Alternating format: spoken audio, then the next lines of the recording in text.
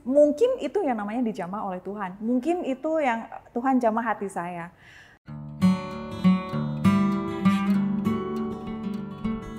Saya berasal dari keluarga yang broken home, di mana ayah saya meninggalkan ibu saya pada saat saya usia 3 bulan dalam kandungan.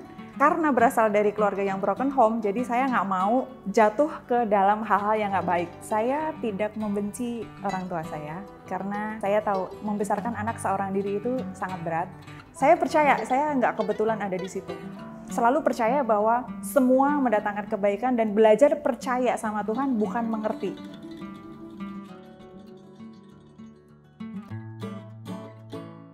Halo, perkenalkan saya Elisa, usia saya 34 tahun dan saya berasal dari keluarga yang broken home, di mana ayah saya meninggalkan ibu saya pada saat saya usia 3 bulan dalam kandungan, dan sebetulnya juga saya belum pernah kenal dengan ayah saya, belum pernah tahu sampai dengan saat ini.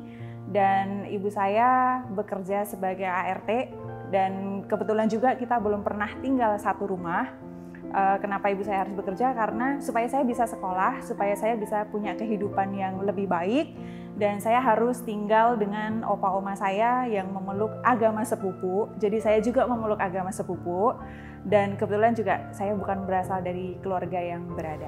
Apakah ada pengaruh dalam hidup Cici karena background yang broken home? Pengaruh dalam hidup, oke. Saya tidak membenci orang tua saya, karena saya tahu membesarkan anak seorang diri itu sangat berat. Jadi ya sudah, saya terima keadaan saya yang seperti itu. Saya juga tidak pernah menanyakan kenapa ditinggalkan dan lain sebagainya. Jadi ya sudah, saya terima keadaan yang memang seperti itu gitu. Lalu untuk perubahan, mungkin lebih ke perubahan sikap. Tanpa sadar itu ternyata juga berpengaruh sikap saya yang oke, saya bisa kok sendiri, saya bisa lakukan semuanya sendiri. Karena memang kita nggak pernah tinggal serumah, jadi ya udah semua dilakukan saja sendiri, dan seolah-olah pengen menunjukkan ke dunia, I wanna show to the world that I can do anything all by myself. Jadi saya semua lakukan sendiri, seperti itu. Dan pada saat sudah lulus kuliah, waktu itu kemudian bekerja di Jakarta, saya lanjut lagi nih kuliah untuk ambil gelar profesi akuntan. Karena berasal dari keluarga yang broken home, jadi saya nggak mau jatuh ke dalam hal-hal yang nggak baik. Jadi saya harus merubah mindset saya supaya saya keren versi Elisa. Jadi harus berpikir yang positif juga, harus punya pendidikan yang tinggi. Jadi saya lanjut kuliah lagi profesi akuntan. Habis itu lanjut kuliah S2, karena keren itu harus diisi dengan hal-hal yang positif, tidak seperti anak yang lainnya di mana keluarganya lengkap, ada ayah, ada ibu, dan lain sebagainya.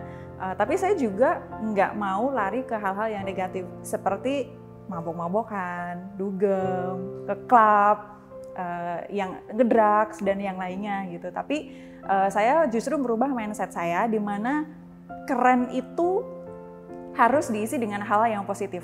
Jadi saya mau jadi keren versi Elisa gitu. Jadi saya punya prinsip, kalau bisa nomor 1, kenapa harus nomor 2? Kalau bisa lakukan semuanya sendiri, kenapa harus merepotkan orang lain?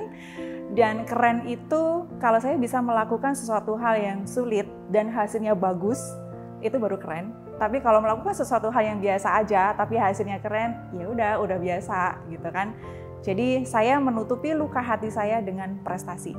Saya juga mulai memilah dan memilih teman, di mana saya suka berteman dengan yang juara, yang pinter, yang berprestasi, yang dekat sama dosen, yang dekat sama guru. Pokoknya mereka-mereka itu yang saya deketin. Bukan berarti saya dengan teman-teman yang lain nggak mau kenal, bukan. Tapi ya sudah, saya udah tahu namanya siapa, ya sudah. Seperti itu. Dan saya bisa berhasil menyelesaikan pendidikan S1 itu juga berkat orang tua saya, berkat ibu saya yang bekerja. Sekalipun itu hanya bekerja sebagai ART, tapi saya berhasil menyelesaikannya. Dan kemudian setelah lulus S1, saya langsung bekerja di kota Jakarta ini, di salah satu perusahaan IT. Nah, di situ saya mulai untuk mencari sekolah lagi atau kuliah lagi. untuk melanjutkan jenjang pendidikan saya karena tetap ambisi itu nomor satu, keren itu harus nomor satu. Jadi saya kuliah lagi, ambil profesi akuntan waktu itu. Setelah itu saya masih lanjut kuliah lagi, itu melanjutkan S2 karena ambisi saya, cita-cita saya adalah ketika saya umur 26 tahun, gelar saya harus ada 4. Jadi SE untuk S1-nya AK dan CA, Chartered Accountant, kemudian S2-nya MAK. Semua itu saya jalanin setiap hari, kerja sambil kuliah, prosesnya nggak enak, memang capek, tapi saya bangga terhadap diri saya sendiri, bangga terhadap Elisa yang punya gelar 4, anak tunggal, even berasal dari keluarga yang broken home, dan menurut saya itu cukup keren untuk Elisa yang butuh pengakuan. Bagaimana perjalanan Ci Elisa bisa mengenal Tuhan Yesus dan menjadi Kristen hari ini? Oke, perjalanan mengenal Tuhan Yesus. Saya memang lahir dari keluarga Kristen, tapi memang harus memeluk agama sepupu karena memang tinggalnya dengan opa oma. Dan saat itu memang saya tidak banyak merasakan banyak hal. Dan pada saat itu ibu saya suka kasih SMS ayat firman gitu setiap hari, tapi selalu saya abaikan gitu. Aduh ini apa sih gitu. Ya sudah gitu kan. Kadang di-delete gitu karena SMS-nya kepenuhan gitu ya. Turning point-nya adalah benar-benar turning point-nya adalah ketika saya diajak ke gereja sama teman saya, diajakin aja, tapi ternyata yang ngajakin nggak pernah pergi ke gereja. Nah pada saat itu saya memutuskan untuk pergi ke gereja sendiri, tapi saya merasa tidak cocok. Akhirnya saya diperkenalkan gereja NDC ini, dulu namanya bukan NDC tapi Nafiri Allah, oleh temannya, anaknya oma yang dirawat oleh ibu saya. Nah, diperkenalkan, lalu akhirnya saya datang ke NDC waktu itu Nafiri Allah di Greenfield jam 5 sore. Saya inget banget waktu itu kebaktiannya masih 3 kali dan saya pilih yang jam 5 sore. Saya datang sendiri, nggak kenal siapa-siapa, duduk di depan banget, di depan pemusik. Itu udah merasa mau nangis. Ada sesuatu yang saya rasakan itu berbeda, feeling home. Tapi pada saat itu karena saya takut, saya sendiri, saya nggak kenal siapa-siapa, ya saya tahan nangis gitu. Saya menahan nangis dan waktu itu yang menyampaikan firman, yang khotbah adalah Pastor Jeffrey Rama tentang pengampunan. Itu udah mulai nangis, udah nahan, sambil ditahan-tahan. Itu saya merasakan hal yang berbeda. Saya nangis, mungkin itu yang namanya dijamah oleh Tuhan. Mungkin itu yang Tuhan jamah hati saya. Karena nggak kenal siapa-siapa, ya udah kayak saya percaya saya nggak kebetulan ada di situ. Lalu minggu selanjutnya saya nggak datang di jam 5 lagi, tapi saya hadir di jam 7 pagi, itu ibadah yang paling pertama.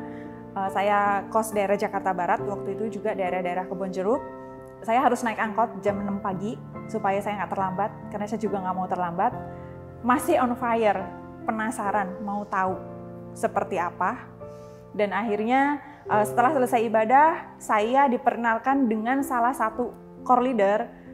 Saya nggak tahu ini tuh kenapa tiba-tiba nyamperin saya dan memperkenalkan saya dengan seorang core leader gitu. Ya sudah nggak apa-apa, dan saya ditawarin untuk ikut core. Saya nggak tahu core itu tuh apa, kayak gimana, orangnya seperti apa, tapi ya sudah ikut aja. Akhirnya saya join di core waktu itu.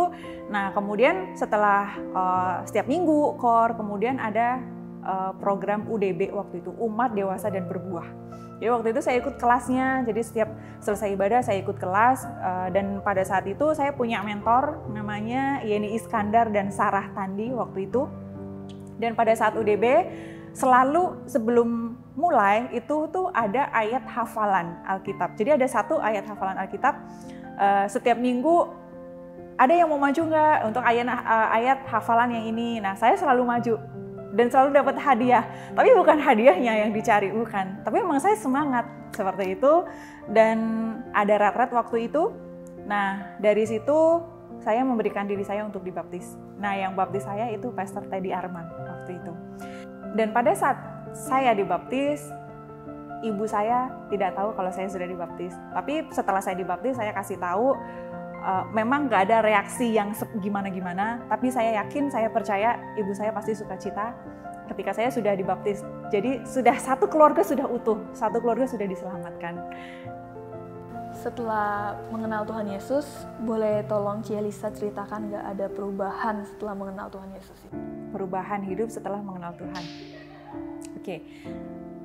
Ketika saya sudah dibaptis, saya tahu saya sudah diselamatkan, dan keselamatan itu levelnya sudah paling atas.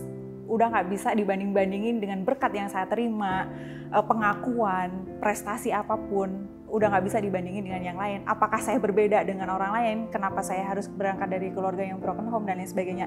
Keselamatan itu udah yang paling atas.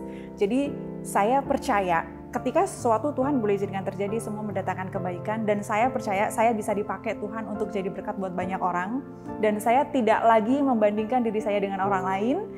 Atas prestasi semua yang sudah saya capai, saya percaya itu dari Tuhan. Saya nggak pernah membandingkan berkat dengan orang lain juga, dan bonus yang saya terima dari Tuhan adalah saya punya lingkungan yang sangat support saya punya circle yang baik, saya punya komunitas yang baik, akhirnya saya juga bisa melayani Tuhan lebih lagi. Saya punya mentor yang baik, saya punya teman-teman yang baik juga yang selalu ingetin saya kalau saya sedang tidak baik-baik aja, support saya, dan lain sebagainya. Dan waktu itu belajar untuk mengampuni. Jadi belajar berdoa untuk mengampuni orang yang telah menyakiti, dan saya pun masih berdoa untuk ayah saya. Kalau misalnya beliau saat ini masih hidup, Tuhan boleh pimpin kehidupannya, kesehatan, dan sebagainya. Tapi kalau misalnya ternyata sudah pulang ke rumah Bapa di surga, Tuhan boleh kasih kekuatan untuk orang-orang yang ditinggalkan. Dan saya bersyukur saya punya mentor yang luar biasa.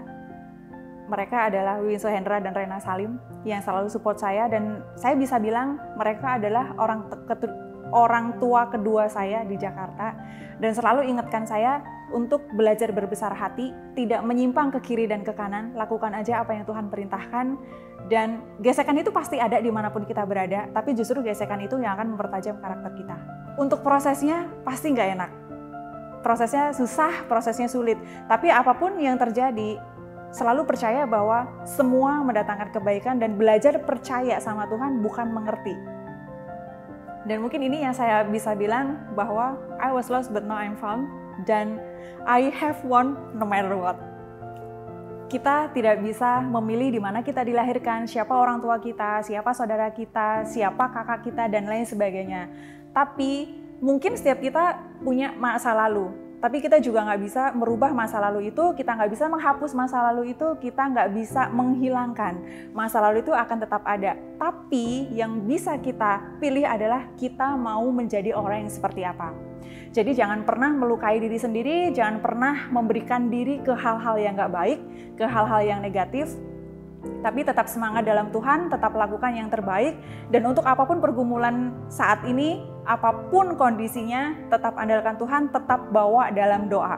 Sebab apapun atau perkara apapun yang didoakan dan yang tidak didoakan, hasilnya akan berbeda.